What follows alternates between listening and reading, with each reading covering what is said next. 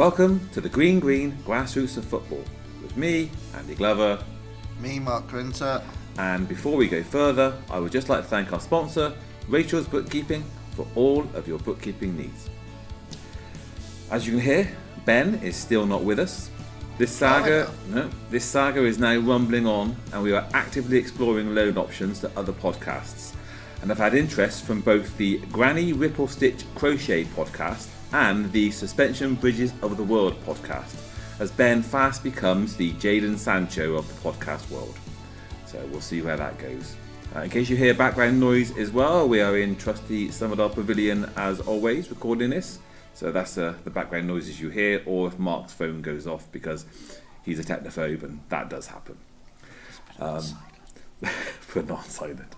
So on to the episode, and for a change, I'll start with a quote. To any young kid who wants to be a footballer, I would simply say, have fun playing football and enjoy the team spirit. That's the right attitude that will bring you pleasure and fulfillment in football. And that was Jurgen Klinsmann for all you celebratory divers. So, in this episode, we're looking at children joining a football club. Although, spoiler alert, we don't have any 4 or 5-year-olds with us for their thoughtful insight or witty repartee. Rather, we have this week's special guest, James Slee-Evans, who I will pass over to in a moment. So, this episode is part 1 of another 2-part special, looking at joining a club, and from James's perspective, that's via a Wildcats section rather than soccer tots. And if you listen to the last episode, you'll understand where we're coming from. And I heartily recommend that if you haven't listened to the Tots of Wildcats episode, then you take time to do so after this. Then next episode, we'll explore with James taking the next step and becoming the manager of the team to emerge from that Wildcats. And in both episodes, both Mark and I will chime in with our comments, as we've both also gone through the same route. But for now, welcome James. Thank you. So as I said, this episode is about bringing your child to a football club. So James, why don't you introduce yourself and perhaps then go into a bit about why you decided to bring your daughter to football and also Fight Club JFC. Okay, so I'll probably get a bit about my background when we get onto the manager, the next part of the podcast actually, because that's a bit more relevant. But in terms of why we got into football and why fries, quite simply, it's because it's what everyone else was doing, you know, and that's the best start, isn't it? You know, all your friends are doing it. Why not you do it? Your friends or your daughter's friends? Oh, my daughter's friends. Good point.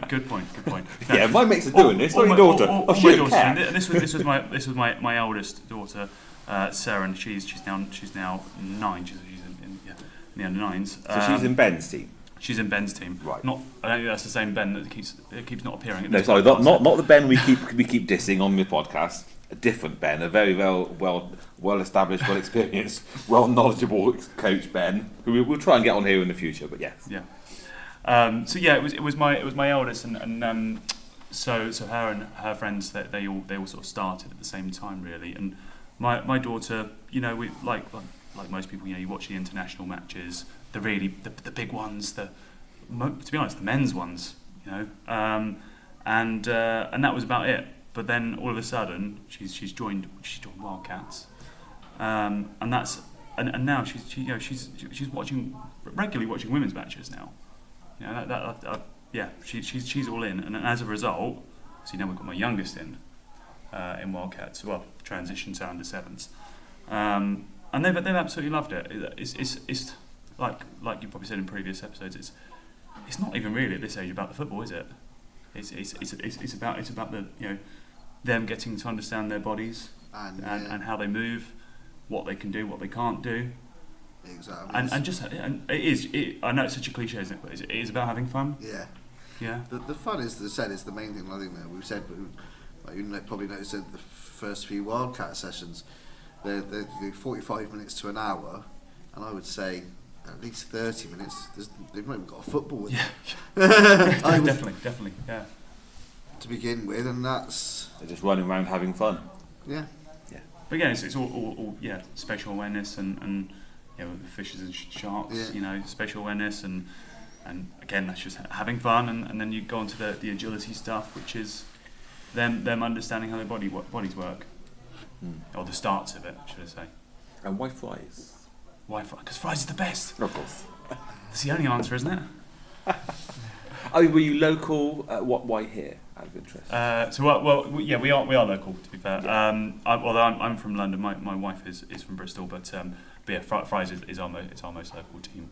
I mean, for instance, I've got a girl in my team who quite literally lives 50 yards away from sort of Pavilion. So it's Yeah. So you that sort of local, because there are a number of teams in the Catesham area, not just within Catesham, but along the road towards Bitton, Warmley, and up the road towards Whitchurch or Brisbane. There are a number of teams around. So we're only about 15 minutes walking distance, but I think it's because there's a bigger profile. I think we knew about the club more than we did all the others, really, and the pavilion helps. We already knew about the pavilion and the facilities and stuff. So yeah, that's probably why. So yeah, there's a sort of general sort of awareness of the whole the thing. profile of the club. Yes. Let's stick to that. That's fair enough. Okay. So as we're all here because of our daughters, or in my case, granddaughter, for this episode, we'll start with some background on the Wildcats. So Wildcats were launched in 2017 as part of the FA's strategy to double female football participation by 2020. Given the initial low numbers of girls' football within the age bracket, it was evident there was potential to significantly increase participation. After the success of 200 centres open in its first year, with each one typically catering to 30 girls, the FA extended the scheme with the creation of a further 772 centres across the country in 2018, with investment from the FIFA Forward programme. And just a little side note, it was as part of the 2018 expansion that Fight Club JFC instigated our Wildcat Centre, thanks to our current chairman Bernie, current ladies manager Kelsey, before Mark subsequently took over. The all-female environment amongst friends, key to nurturing the girls' passion for football, has given many of the girls confidence to take the next step on their footballing pathway, which is club football. There's a little quote: "You have to think that when these girls get to age 12, they'll have a real love of football and will go on to increase those numbers in that age group, and then the next, and so on. I don't think we're well on our way to having those girls playing in different areas of the game. And who knows, perhaps the next generation of Lionesses will be the one that started their footballing journey as a Wildcat." So yeah, that last quote's from the FA. However, many clubs begin the girls' club football at a younger age than age 12. We've got another 7 team, which we'll come to in the next episode, which is why James is here, which we'll come on to. Originally sponsored by Scottish and Southern Energy, which was SSE Wildcats, it's now Weetabix Wildcats.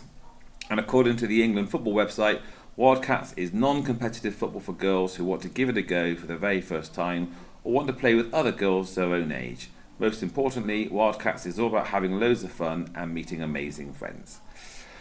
All Wildcat centres receive £900 as a start-up grant and 30 night footballs. Whoa. Clubs and organisations receive national Wildcats training from the FA. Did we? No. Okay.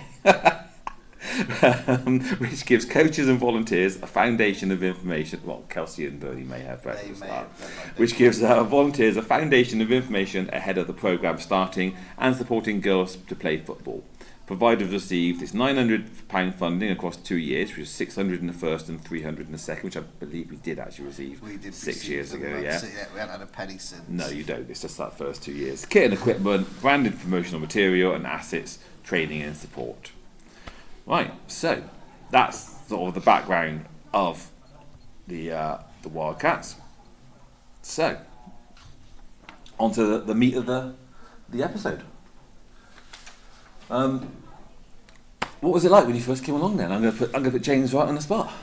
God, what was it like? Like when we were talking about our first session, the initial first session, whether bringing your first daughter or bringing your second daughter, because they would have had different experiences.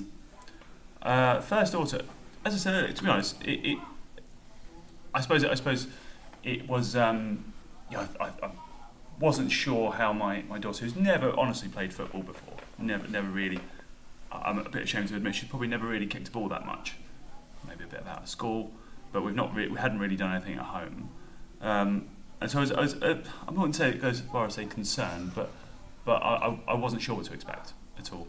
And even first session, I realised it was like I'm repeating myself here, but third session I've quickly realised that there's nothing to be kind of use the word concerned. Well, I wasn't concerned as such, but it wasn't football. It wasn't like I don't think my daughter even realised that she was playing football, albeit as Mark said, we play fish and the sharks, the agility, and then they kick the football about at the end. But that bit at the end, the kicking the football about, I don't think she quite realised that she was playing football. It was just there was a ball and you're running around having fun with it. Yeah, that exactly that. And even today, my daughter's, I can't remember what age my daughter actually started Wildcats, but she's in under 9s now, and the difference is huge. I look back to that first day, his first few weeks, months even, and she didn't realise it, and now, well, she may still not realise it really, but yeah, what a change. Yeah. That's interesting actually, because before I come to Mark, I go to my granddaughter Mara. She came along as a 5-year-old, and it was Rupert and was it Rob? Yeah. Rupert. Certainly Rupert. It might have been Ben. No, it was after Ben. Yeah. Another person with a beard who looked like not Rupert. It was two of them, and Rupert was the lead guy, and came along for the very first session, and it started off with warm-ups. They were doing like the Okie Kokie, and they were running around doing not as complex obstacle courses as Mark sets up, but little sort of in and outs and jumping over things and stuff like that. And my granddaughter stood with me and wouldn't join in at all for the first half an hour because there was no football. And even though she's not played before, she had seen her brothers play, and she just didn't want to join in because there was no football involved. Not to actually play the game, but to her, in her mind, there needed to be a ball there. So it wasn't until about halfway through the session when they said, okay, everyone get a ball, that she actually left me and went and joined in. So, I mean, yeah. And then she'd enjoyed it, don't get me wrong, she absolutely did enjoy it and loved it, and we came for a few more sessions, and then that was hit, funnily enough, by a horrendous winter.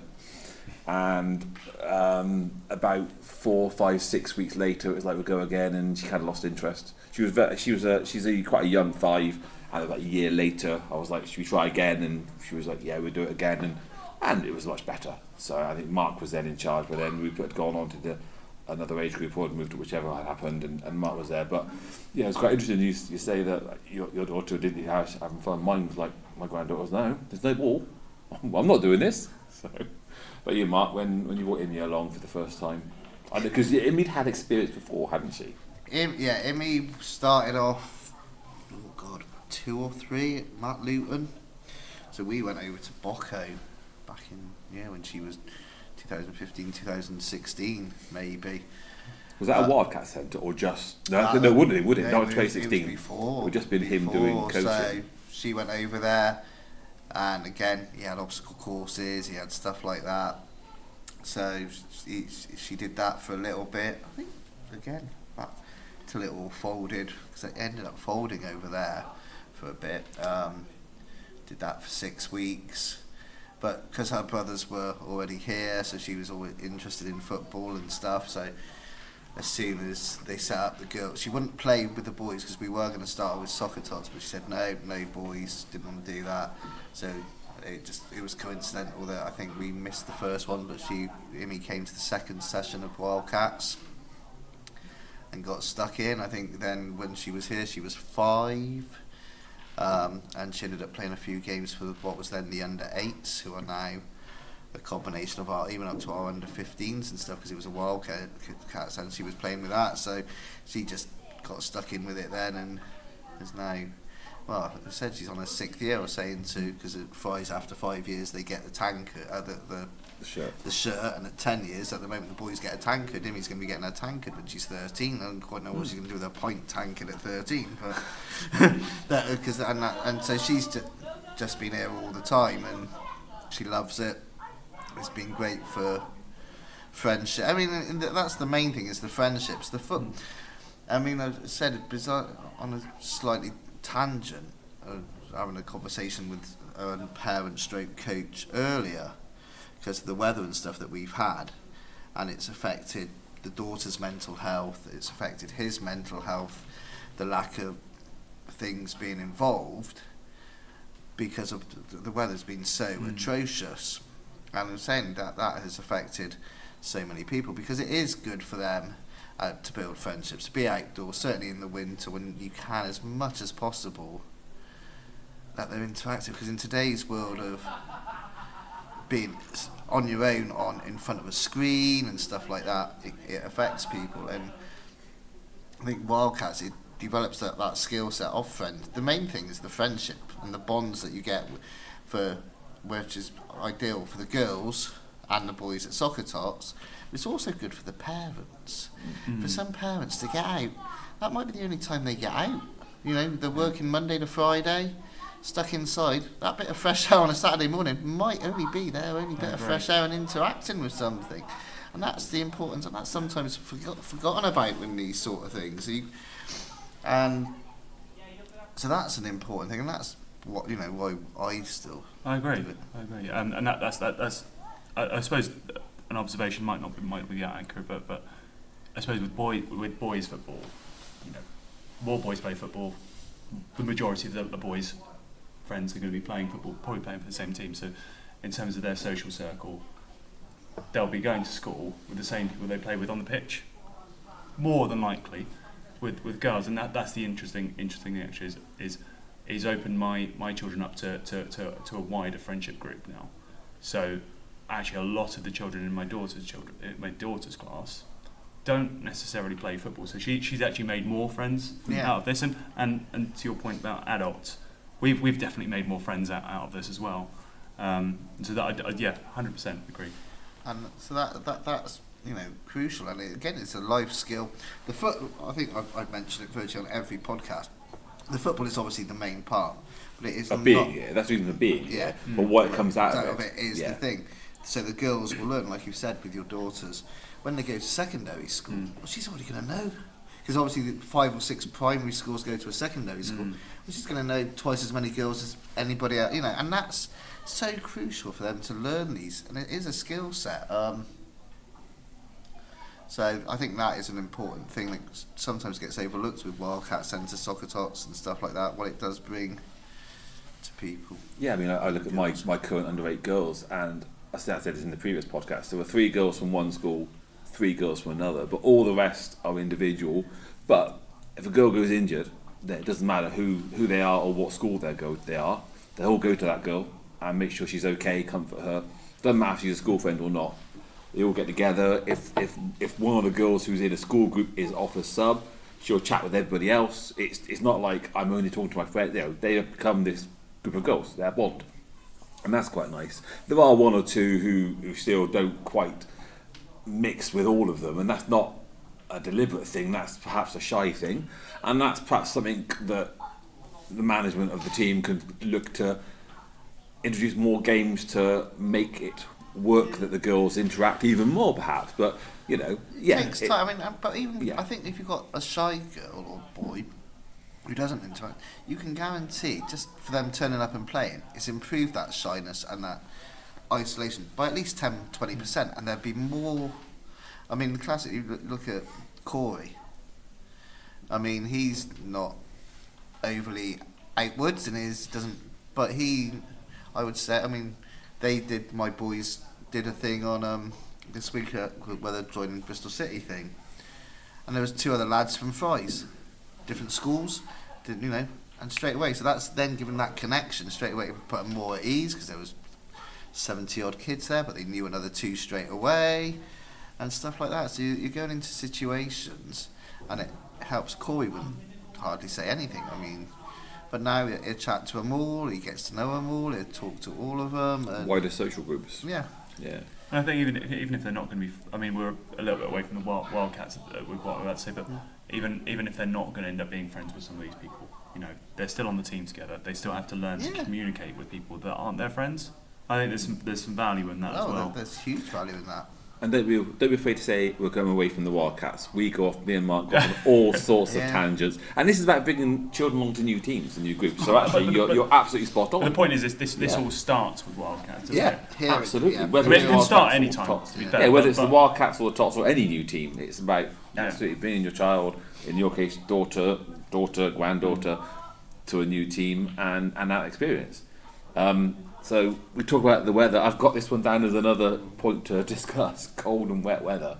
Not so much. We're British. We love talking about the weather. Don't we? Not so much cancellation. I don't think. I'm more in terms of how they react.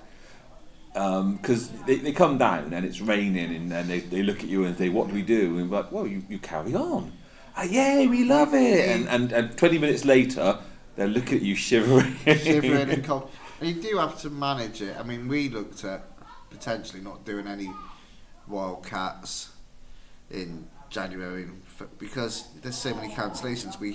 Because it's not been cold, we have carried on. But I think we've still only done 2 or 3. There's no consistency at all, is there? Yeah, but then it's how you look at it. So I've made sure that now I know that it's slightly beyond the new team, but my under 8s now, we've managed to get sponsorship. They've all got the warm, waterproof jackets.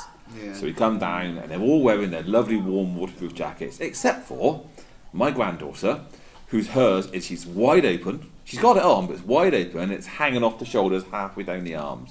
And I say, right, I'll do it up. "Oh, I'm hot." "No, do it up, you're going to get cold." "I'm really hot."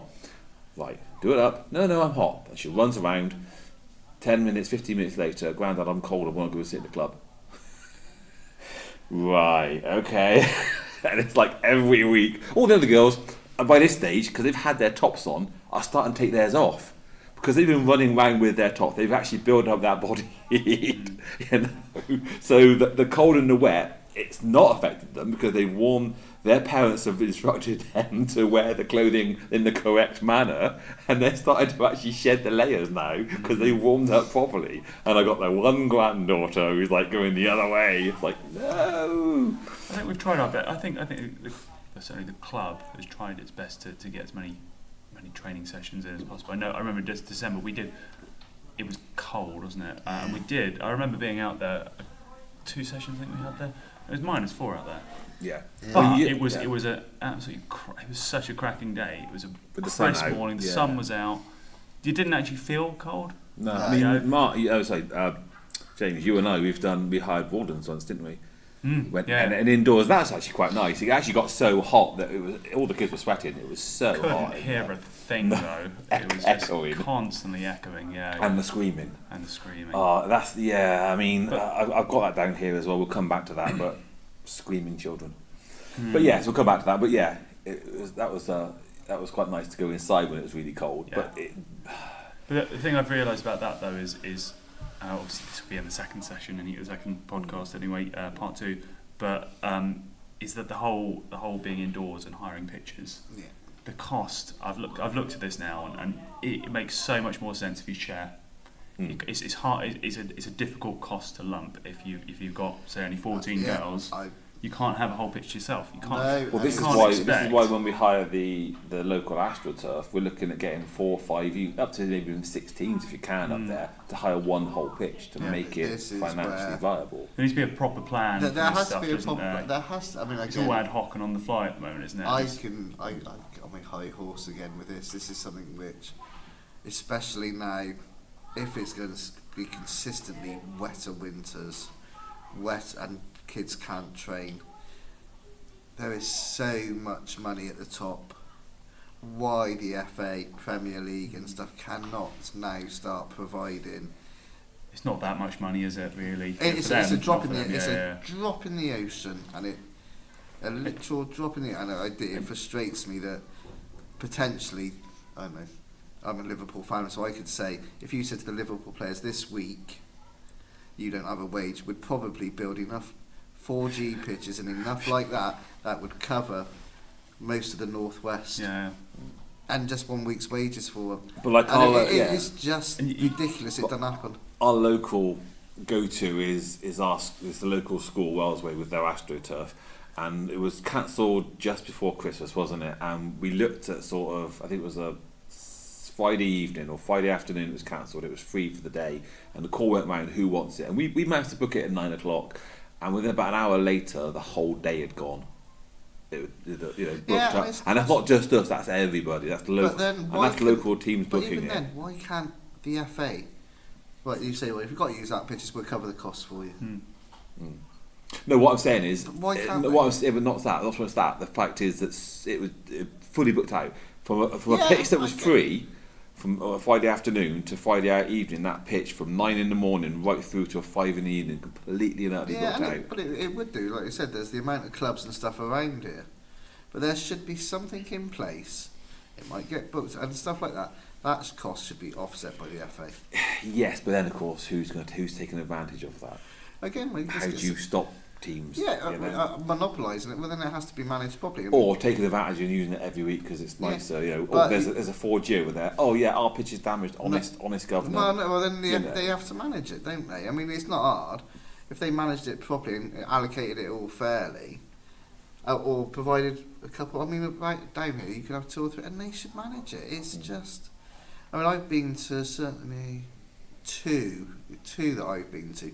Professional clubs, indoor pitches, and Birmingham was the biggest one I went to, and it's huge, but it is only for Birmingham City. Well, back then it was only for Birmingham City FC, and again, it was ridiculous. So there's so many kids that miss out. I mean, like we were saying earlier, on the way over in the car. My under 10 girls have played twice at home since the 5th of November to the middle of March. So in 4.5 months, during the main season, they've played twice at home. And you've got to feel for the Wildcats, haven't you? Because as much as you don't want it to be that way, they're obviously not. They're not going to get the priority, are they? No. Because the priority is going to be training is cancelled to get games on. Yeah, and the Wildcats suffer, and that's because everyone else counterproductive, accepts training being cancelled to get their game on. Yeah. Wildcats only train, so they are the one. Eben Tots are the two that ultimately suffer more than anyone else. I guarantee we won't have training here Summerdale this weekend. I'll be amazed if we've got any games on. And so. The under 10 girls are trained because again it's only the 9 to 10 slot at Wellsway. We're up there, but it means I've got to cancel Wildcats because I've got nowhere for them to go, and the coaches have got to be somewhere else at a time where Wildcats will miss out this week again, and that's potentially, and like I said, with the 2 games and with the Wildcats training, but if you're the main thing is, and certainly if we were saying that's why we train throughout the summer, or as much as we can in the summer, because if you potentially between December and February, well, how many times? I think 4 or 5 times, maybe 6. The Wildcats have trained. If you want a regular activity for your child to do on a Saturday morning, you go, well, every other week at worst, it ain't on. Well, interestingly, one of the mandated policies of the Wildcat thing is a minimum of something like 30 sessions. Or 20 or 30 sessions that a Wildcat centre must provide. That's one of the mandated minimums. Yeah. So you actually must provide this. Now, if we're getting week after week cancelled because the rain is happening, what do you do? Well, it's actually part of being a Wildcat centre. There are a couple of other things you must do, and perhaps we'll come back to that near the end. Because one I really hate. It's not actually, that's, again, go back to your point about the FA giving some money to do some pitches, that 30, that if you raise that now to maybe 40, that's a big chunk right there, and you've got to do something to be able to achieve that. Someone needs to be accountable. Someone needs if that's their goal and they think it's quite a low bar. I'm saying I think actually 30 sessions. I know, but how many have we had to cancel? That's what I'm saying. If you've got 52 weeks here. If a lot of centres, say we're lucky that we can train throughout the year, there are some clubs who use cancel pitches. They get end of April, beginning of May. That's it. It's over. So you've got May, June, July, August. 4 months. That'd be 16. Because it's cricket only. You cannot train on cancel pitches because of cricket. Yeah. Suddenly you're in trouble, and now you're being cancelled week in week out because of the rain. And you've got and it's a commitment for the coaches as well, for like your Wildcats. I mean, alright, through the winter, but in the summer, in theory, if you say you're running a team as well, your team is off, so you've got the 6-7 weeks where you've got no football, but you've then got to do 6 or 7 weeks still of Wildcats. I mean, and then that it brings you back to what probably go on to later, is the running and stuff of it, and volunteers and people to do it. It is to recruit people. It's a hard job. Yeah. Okay, another point I've got, and I'll come to Mark first. I can't really add to this next point, and it's because of the way I've always been involved in the teams, but I'll ask Mark initially, what's it like being a new parent? And not so much for the Wildcats, think back to when you came along When I first with Corey and Bradley. Because obviously, when you brought them along, I think there was only this year, 4, because I had to go out and get a whole... We did that when myself and Dave Francis did those sessions. It was to bring in enough players to run a team. Yeah. We only had 3 or 4 back then, but you came in as a new parent to a team. Yeah. I'll come to you next, James. What was it like? Me and the boys, I think, came either to your last session before the summer, bizarrely before the summer break, or the session before. There was quite a few there because you'd done a big school. You'd gone right. Yeah, but it was new for everybody. Yeah, so it was. There were 3 or 4 there, but it was new. But what was it like to come along to a new as a parent to a? Yeah, it was fine because the boys wanted to do football. Again, they'd already done a bit of football. With Well, Matt you say there was 3 or 4. I had a lot of the year below and the year below that. I just didn't have enough of our age. So there were quite a lot of people there. Who was what age? I mean, there was a lot there. They did the last session, I think. I'm sure it was the last session. It was, yes. And then you had the break. It was. Well remembered. Yeah, no, it was, I said, it was at the old club. Mm. The old club was still here before Subadell was outside the lodge. Yeah. Yeah. On a glorious, hot, sunny day. I've still got the photos. Yeah, so... Search the website, you'll find the photos. Very nice. So it was, for me, it was just about the boys enjoying football. I knew they both liked kicking the ball about. Bradley had a bit about him, he had a bit of skill and stuff, and for Corey, we knew by then he had his diagnosis of autism and stuff, and we were keen that he got involved in a sport or something where he was part of it, and that would be his passion. Yeah, but you've then got 2 boys in, and you know they're going to be into it. So you've then got a new parental group. Yeah. To then to become part of. How was that for you in that sense? It was. Yeah. Because it's different now as a manager. You're welcoming a parenting group, going into a new group. And also, I understand for you, a lot of them were new as well. Yeah. But what was it like? It was. I said we did that initial session, and then I think you started back. I don't know, we'll say 6 weeks later. Yeah. And it was nice, but we turned up weekend. And I said I was stood on my own to begin with. It was making sure the boys were all right. You'd have the odd chat with the odd parent, and I think we came to 4 or 5 weeks constantly. I think that was my mistake. Now you look back on it, because I think after 4 or 5 weeks, I think you'd sussed out who's coming here week in, week out, and who hangs about, and then suddenly you're the new assistant manager. Yeah, there you go. If I'd have just dropped him off for a couple of weeks, then none of this would have ever happened. So, but yeah, and like I said, it was not. It was getting them part of the, and like we said, it's new friendship groups. We chose Fry's because A, of the club, there was A up there, and B, that there was a clubhouse. It was either, at the time, Red Falcons, when it was either here or Keynsham or Salford. So yeah, further out, yeah. Potentially was too bare. For us, it was either here or Keynsham, and Keynsham had that more potential reputation of being taken a bit too more seriously. We knew at the time we thought Corey would only play till he was 10 or 11 because of his disabilities and stuff. So we thought Fry's had more of a friendly family club reputation when we'd done the research. And that's why we chose Fry's, and it proved right. As I said, there was a few parents got to know Gaz, Lee, Paul at the time, and we built up this friendship group and stuff, and that was excellent. As I said, because it is such a friendly club, it didn't take that long really, and you felt part of the team and part of it. The first game the boys lost, they lost 28-1, I think, to Brislington, and that was my love of Brislington there came in from that day on. But for listeners who didn't know, a year later we beat that team. Yeah, we did. So that was the improvement the boys had shown but from you. I thought I'd get that one in just in. But it didn't matter that they'd lost. No. They enjoyed it. They'd had fun, and they built up these friendships. So that's James, when your daughter first joined Ben's team, what was it like for you? Were they established, or not Ben's team, with the Wildcats? There were parents stood around. What was it like for you coming along as a parent? It was. There wasn't too many barriers, to be honest. As I told you about sort of some of my concerns about Sarah not having sort of been interested in football, but there weren't any barriers. And because at the time a lot of these children were children she already knew.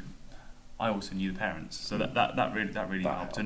And I mean, you might talk about this in the next podcast, but I'm not a big football fanatic person. I suppose I had concerns about getting into football because of typical football sort of stereotypes and stuff. But as Mark says, actually, it's a really family friendly club. Everyone's so nice. Everyone's in it for the team. I'm sure you get the odd one or two people wherever you go, but I've not heard of any problems at all in the club. Everyone's really nice. Everyone's easy to talk to. And I think that's what everyone expects of each other, and I've really enjoyed it. I will say what was nice, and she's helped, our sponsor helps out both mine and Mark's team, and one of the things she actually makes an active thing to do, which I will admit I never had when Mark came onto my team. She makes a particular effort to meet new parents, go and meet new parents, introduce herself, welcome to the team. Maybe first 2 or 3 weeks we'll do that. This is the club, this is what you are. So new parents feel welcome straight away, and that's an effort that she will do. She's done off her own back, and I think that's great. I think really every team needs someone like that.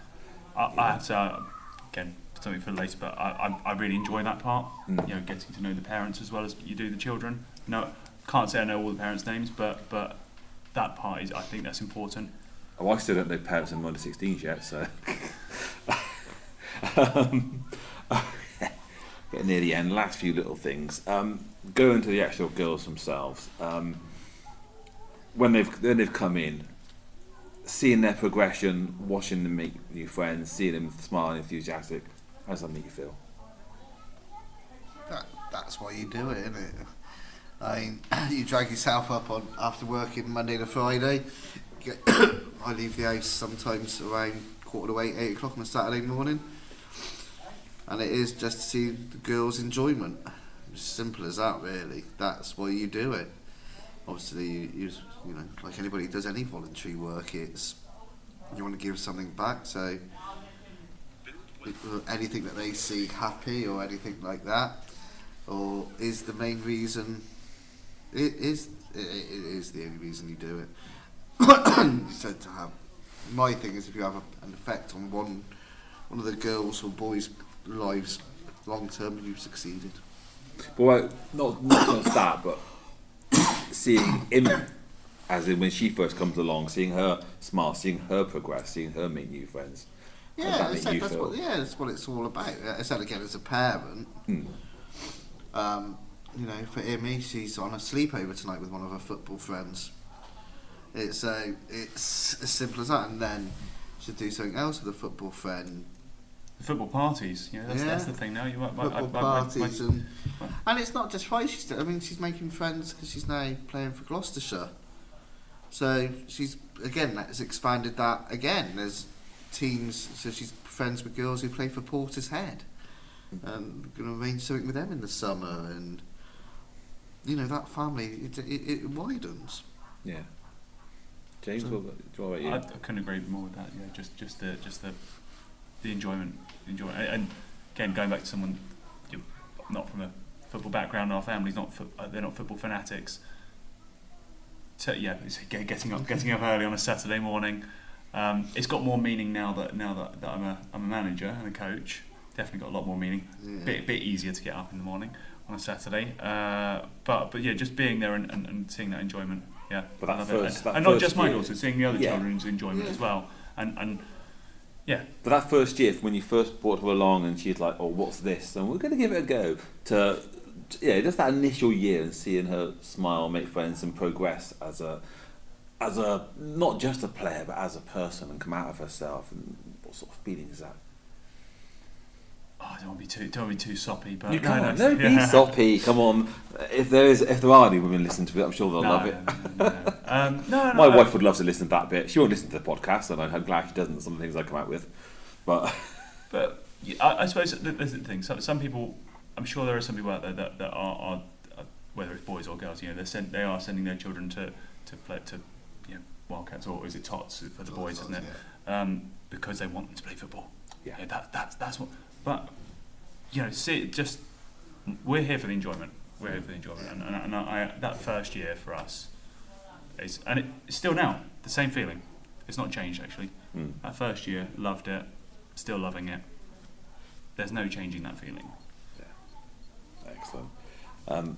Okay, last couple of minutes. I'll get a little bit perhaps controversial now. Just the end with a bit of controversy. A couple of FAQs from the England football website, but one of it is, and Mark will love this, it is mandatory for Wildcat deliverers to use the FA's events platform to create, manage and take attendance of each of their sessions. Is it Spond? No, it's their own. Their own. So Wildcat centres must use the FA's platform. You create a session, you manage it, you take attendance. So parents who want to come along to a Wildcats session must book each week online. Right. No. So that's why we created. This is a new thing, is it? No, this has been from the start. I don't this has been from the start. But I've not had that knowledge of that. This is why when we went down at the club, the Spond route, I made sure that everyone signed up, and I created those training sessions. So if they started saying, "Well, hold on, why as a Wildcat Centre are you not using this?" We said, "Well, we've actually got attendance. We've sent out to the parents. They click on it. We can show that they've got attendance." One of the reasons we don't like it is that you have to pay via their app, and they take a cut. I knew you were going to say that. They take a cut, absolutely. That's a wind-up, isn't it? 10%. With what you were saying earlier. I've done the courses. I've did it, and my first question is, that's you're getting absolutely money. Shocking. Apart from you getting money, what benefit is it? And they've never given me an answer. They've tried, so they've got a record, they've got all this, but why? And it was saying £2, and they wanted 20p. So they're taking 10% out of the club. So if you don't come along, you've still paid, and they've got their money. Yeah. For those listening who don't know, For those listening who don't know how we run our sessions, we take money for those who turn up at the end of the session. If they haven't turned up, we don't take any money. No. The FA would want you to do a 10-week block, pay 20 quid even if you only turn up for 6 sessions. They would then have the money. It's disgusting, that, isn't it? Yeah. And that's the mandated way that the FA Wildcat insist you do it. Fun enough, we don't follow their policy. But we do have our own booking session, or we invite them via Spond. They've all registered as club, because that's that we use Spond to register all of our players through that. Yeah. So we keep a track in terms of GDPR and all the other things. And my team now, they've got all their fixtures on it and training. It goes out and they accept it and so on and so forth. But it's just for that reason. So I did the course. I didn't know. This is actually making me physically angry. I did a 2 or 3 week course over thing, and we had to do this, we had to do that, and I was like, so they're putting up, what are you giving us? And it was. They do know the people that are running this are volunteering as well, right? And they kept saying it was only 20p a child, and I said, well, that's 10%. They can't volunteer an app. They've got to take a bit. They've got to take something. Yeah, absolutely. Yeah. Someone should do a petition. It's scandalous. It should be the other way. If they said to us, right, for everyone you get involved, we will. If they're paying £2, we'll top it up by 10%. Yeah, that'd be awesome. Because you're encouraging girls into football and everything else. And then they'd be improving it. No, they'll take 10%. They'll take their cut. Yeah. And again, like we said for the Wildcats, down here, so you could have potentially paid for December, January and February and might have only done 3 or 4 sessions. And for, again, 20 quid, that's suddenly a £5 a session. And that's not our fault because it's been cancelled. That's too much as well. Yeah. That's And it's And they recommend up to £3 per session yeah, charging. Now we only charge, I think it's £2. £2. yeah. £2 on the door. £2, yeah. But if you turn up. If you Yeah. turn up. Yeah. And she's one of the things they said. Well, if you know you've got 15 coming on the day because they've paid up, then you can plan your session around the 15 rather than sometimes. I think it can be a pain at sometimes. They come down at 9 o'clock. We've got, God, there's only 4 of you here, and at 9:05 there's 20 of you here. Yeah. But there's been no. I said there might be a difference, but if they paid 15. And it's £2 and somebody's got a couple of they ain't going to turn up, they ain't going to tell you they ain't going to turn up. And actually, quite a lot, on our WhatsApp group, a lot of them do say, sorry, can't make it now, someone's got a cold, can't make it. So do let us know. Yeah. It's just... And that amount of money, that's nothing to them as well. That's the other thing, is that it's an absolutely What do they pay for the free footballs they give you? Well, yeah, it's not, it said Was that me being cynical? And it's not free, but it said it's 20p a child, but you think for every Wildcat throughout the country... But what? Yeah. With the amount of money they've already got, that's... I know. Right, so on that happy note, I think we're coming to an end. Mark, do you have anything more to add on bringing your child to a new team? I said for anybody, do it. It doesn't have to be for... I think I've said on anything. For any child... Teams have said, I think if you could get a child doing an individual sport, swimming and stuff, it'd be fantastic. And you got a child doing if they can do an individual and a team sport, do it. It's so good for their mental health, for their thing. It doesn't have to be football, it could be hockey, rugby, cricket, just whatever. really rewarding, isn't it? Anything. Have a go. They might do it for a couple of weeks and say, yeah, it's not, but you've had a go. Yeah. Or try a different sport. Exactly. Yeah. James, anything you want to? Same thing actually. We've had a couple of new girls join in the last couple of months. There was one girl in particular, a girl called Lily. After the first session, she described it as epic. I heard it from her mum, and she's not from a football background. She called it epic. That any girl, whether you're sporty or not, yeah, highly recommend it. What more validation for a session do you want than a young girl calling it epic? Exactly. Brilliant, isn't it? Brilliant. All right, James, thank you very much. Thank you. Mark, thank you very much. Thank you very much. And listeners, thank you very much. Listen out in 2 weeks' time for our next episode where we discuss with James going on to become a manager. But until then, goodbye. If you like this podcast, then please email us your questions, comments, random thoughts, anything you want to share with us at greengrassroots@gmail.com. You can contact Mark and Andy through X at Fry Club JFC or Ben at Red Falcon JFC, on Facebook via Fry Club Junior FC or Red Falcon Sport. The Fry Club JFC website is www.fryclubjfc.co.uk and the Red Falcon Insta page is at Red Falcon JFC. You could also type out a fantastic review on Apple Podcasts or give us 5 stars on Spotify. You've been listening to a We Haven't Got a Clue What We're Doing production, produced and edited by Andy Glover.